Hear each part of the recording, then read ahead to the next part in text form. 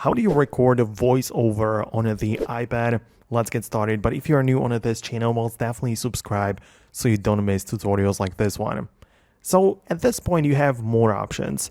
You can at first record your voiceover separately to just capture the audio. Like obviously we can use the voice memo application. Just tap on the red recording button, have your speech, just say whatever you want, then perhaps perform some changes like edit the recording or whatever, and then you'll be able to use it for your projects. Like you'll be able to use it in a video editor and stuff like that.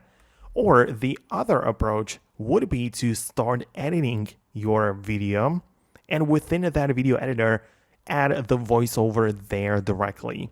For example, you might be using the iMovie application, where you have the option to tap on the microphone above the timeline. The little countdown is going to begin, and you can essentially speak over the video in here as well.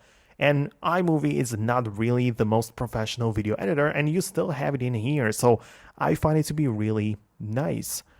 Outside of that, if you even want to get more professional, personally, I record my videos, edit them on the CapCut video editor. And similarly, there you also have the option to tap on the add sound and click on voice over, like to record it directly inside of the video editor.